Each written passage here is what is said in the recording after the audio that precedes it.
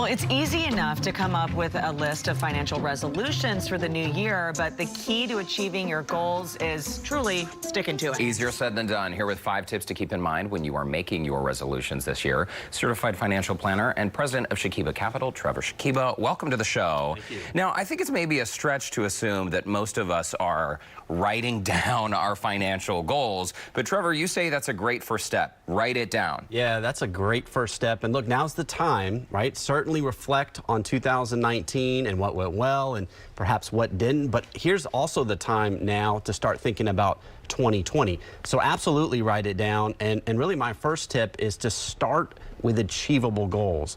And I'm always surprised people will at times do kind of a pie in the sky goal.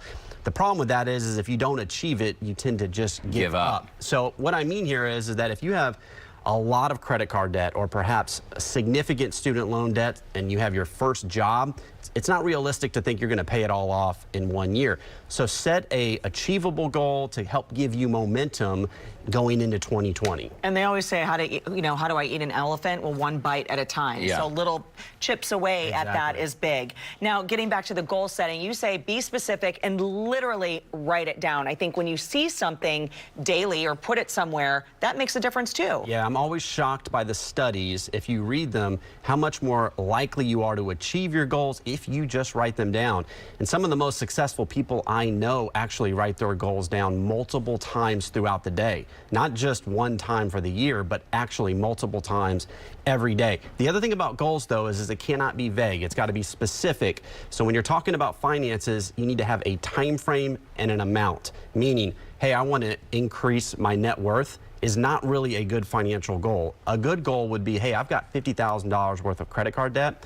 I'm going to pay off $15,000 this year by the end of the year. Now you've got a good goal. Right. Yeah. And then at that point, once it's paid off, then you can reevaluate. Exactly. Let's talk about setting a budget, because it seems, Trevor, that this is really at the heart of setting your financial goals. You've got to know how much is coming in and how much is going out every month. Yeah, I always say this, and that's if you don't know where your money's going, then you certainly aren't going to be able to achieve your financial goals or build wealth. So let 2020 be the year. I know I've talked about this a lot, but you've got to have a budget. And here's the thing, technology is fantastic. There are so many different apps that you can utilize, but even if you're not a tech person, again, write it down, use a legal pad so you know where your money's going. Those apps are great, though. They really are. And also it kind of segues into the next point, which is all about basically accountability and being able to stick to it. Because it's one thing once you've written it all down, but then it's sort of like, well, if you're never looking at it and you don't do anything, Yeah, you have no accountability. It's like, hey, I'm going to do all these things at the gym, but then,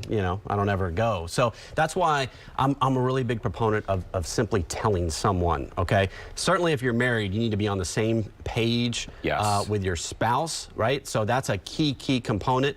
But you don't necessarily have to hire someone or work with a certified financial planner, although I'd recommend that. Just tell someone or multiple people within your family, help them hold you accountable, because this time next year, you don't want to be in the same position or worse. And regardless of someone's financial situation, Trevor, you say it's always a good idea for us to try to save a little bit more, right? Because if we're not saving and meeting those milestones, we're really missing out on a lot of compound interest. Yeah, exactly. And we've done those calculations before. If you just wait a few years, it can add up to hundreds of thousands of dollars down the line. So the key is to get started with any amount. I mean, $50 a month. Procrastination is a wealth killer. And so get started and do it today. Yeah, and never think it's too late. Don't think it's too late, right? It's never too late, and any amount is not too little. Any amount, start with it as soon as you can. And we're over our time, but do you find that a lot of clients will be surprised at how much money they are spending? It's flowing out the door every month on things like coffee, subscriptions that they don't use, eating out, all of those things. I mean, that just underscores the need for us all to make a budget. Absolutely. You'd be shocked when you really dig into the details. Sometimes you can uncover $400 or $500 a month, maybe even more, depending on what you're doing and how much fun you're having. All right, Trevor, thank you for all that advice. No more fun, people. Save that money. If you'd like to connect with Trevor, you can visit him online, shakibacapital.com. Great to see you. Thank you.